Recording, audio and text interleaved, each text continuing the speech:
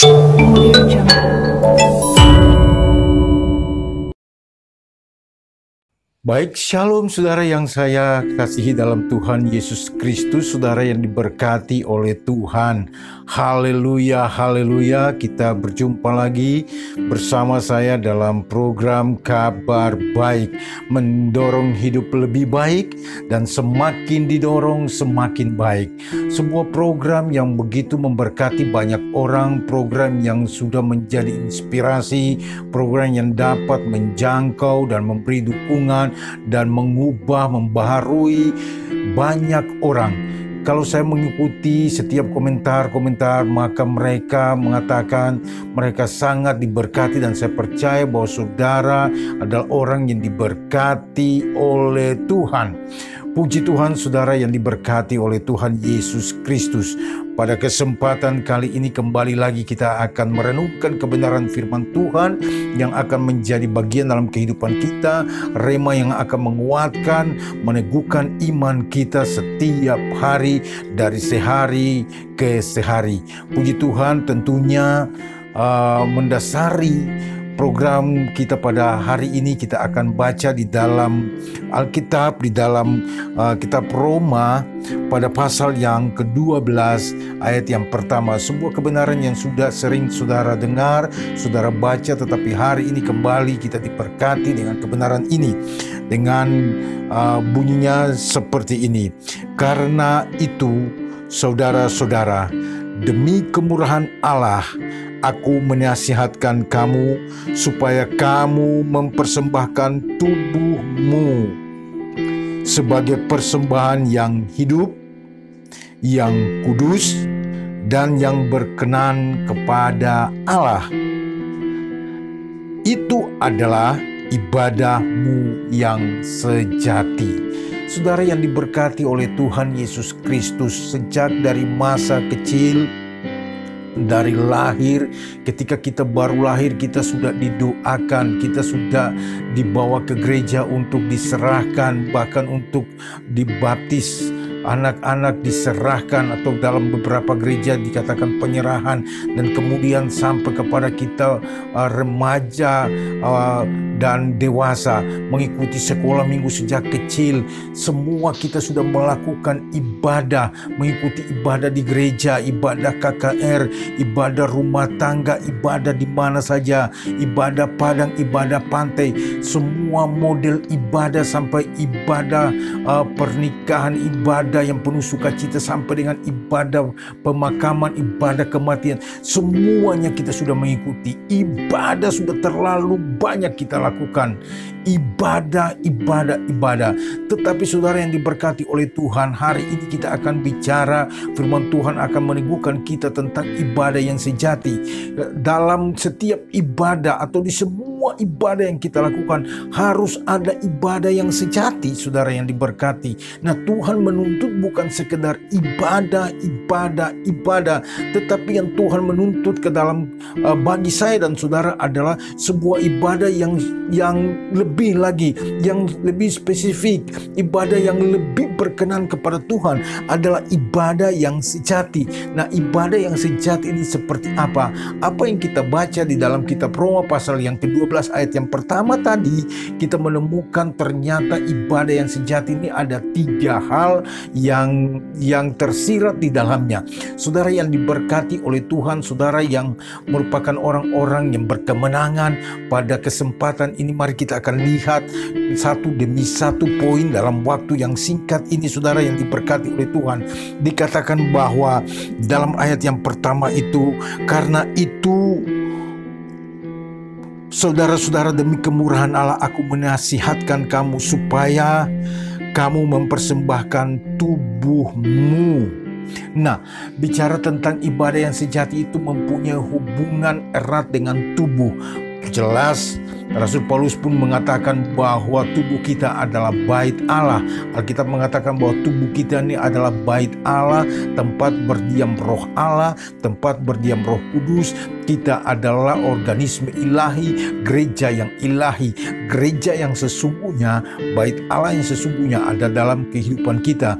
Itulah sebabnya dikatakan persembahkanlah tubuhmu, menyerahkan seluruh kehidupan kita. Ternyata gereja itu punya hubungan yang sangat erat, sangat kuat dengan tubuh kita, hidup kita. Nah, saudara yang diberkati, orang-orang yang berkemenangan di dalam Tuhan, mari mempersembahkan seluruh tubuh, persembahkan seluruh hidup kepada Tuhan. Nah, saudara, yang pertama adalah kita mempersembahkan tubuh kita seluruhnya merupakan persembahan yang hidup. Tidak statis tetapi bergerak. Saudara yang diberkati, hidup kita, tubuh kita layaknya harus digunakan oleh Tuhan untuk melakukan sesuatu hal yang berkenan kepada Tuhan, hal yang berguna bagi Tuhan. Saudara mempersembahkan hidup saudara kepada Tuhan tetapi tidak melakukan apa-apa, itu artinya saudara mempersembahkan hidup sebagai korban yang mati, korban yang tidak punya nyawa, korban yang tidak bergerak, korban yang tidak bisa bertumbuh, sesuatu ibadah yang tidak berkenan, tidak bertumbuh dan tidak memuliakan Tuhan.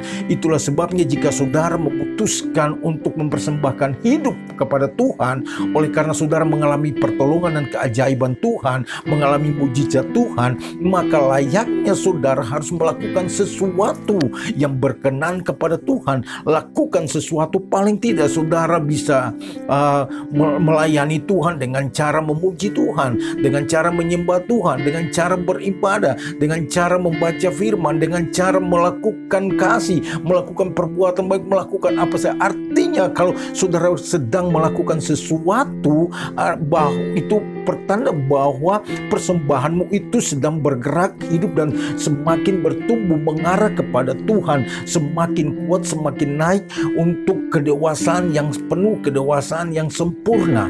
Itu adalah ibadah saudara yang terkasih dalam Tuhan Yesus. Ciri yang pertama adalah hidup. Ya, mempersembahkan tubuh sebagai persembahan yang hidup. Jangan persembahan yang mati. Jadi kalau saudara ambil keputusan mau bertobat, mau ikut Tuhan, lakukan sesuatu. Jangan hanya tergerak terus, tapi saudara harus bergerak. Aku tergerak mau melakukan ini, aku tergerak mau melakukan itu, tetapi tidak pernah bergerak. Saudara, bergeraklah, lakukanlah apa kata rohmu, apa kata imanmu, apa kata keputusan nuranimu yang berkenan kepada Tuhan. Nah, saudara yang diberkati oleh Tuhan Yesus Kristus, hal yang kedua, selain persembahan yang hidup, hal yang kedua dikatakan di sini adalah mempersembahkan tubuh saudara atau kehidupan saya dan saudara sebagai persembahan yang kudus. Nah, persembahan yang kudus artinya persembahan yang tidak bercacat celah, persembahan yang murni, persembahan yang suci di hadapan Tuhan. Suci menurut standar mana saudara yang terkasih? Bukan menurut standar kita, bukan menurut penilaian kita. Suci, kudus menurut standar ilahi, standarnya Tuhan. Saudara yang terkasih yang tidak bercacat celah. Dan saya dan saudara jujur kita boleh katakan kita masih punya banyak kelemahan, kita masih punya banyak keterbatasan. Tetapi standar yang Tuhan berikan adalah mempersembahkan hidup merupakan persembahan yang hidup, yang kudus kepada Tuhan. Mau dan tak mau kita harus berupaya, karena itu sudah merupakan nilai, merupakan standar yang harus kita capai. Saudara yang terkasih, kita harus berjuang untuk mencapai itu.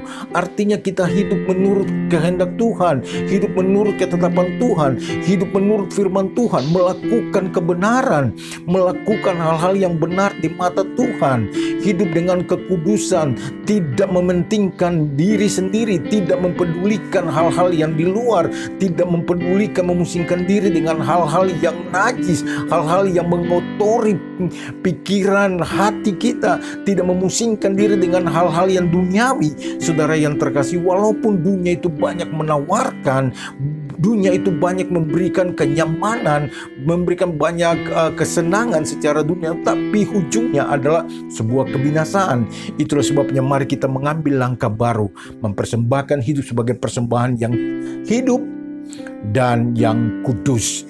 Lalu kemudian pada poin yang ketiga kita akan terus tetap pada acuan pada kebenaran firman Tuhan yang tadi kita sama-sama telah bacakan. Yang ketiga di sini dikatakan bahwa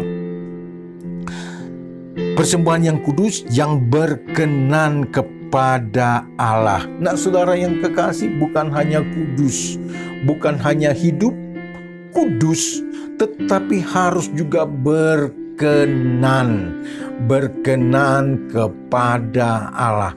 Persembahan yang berkenan, mempersembahkan diri kita, mempersembahkan seluruh kehidupan kita, roh, jiwa, dan tubuh kita, akal, pikiran, kehendak, kemauan, seluruh kehidupan kita, bahkan semua yang kita miliki, harta benda, keuangan, sampai kepada segala milik kita, kita harus mempersembahkan kepada Tuhan.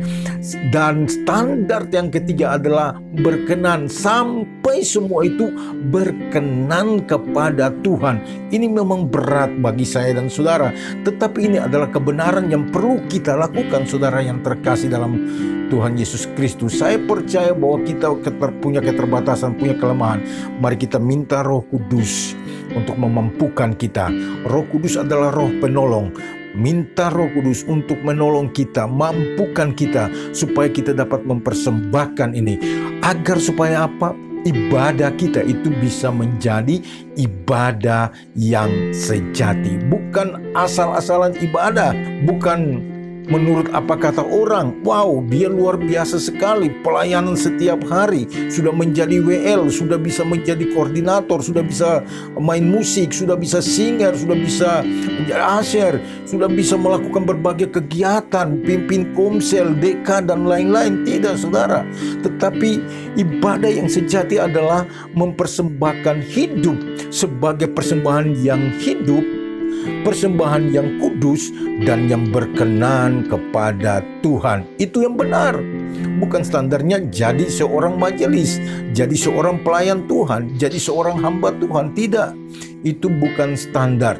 Standarnya ada di dalam kebenaran firman Tuhan yang saya dan saudara telah membacakannya.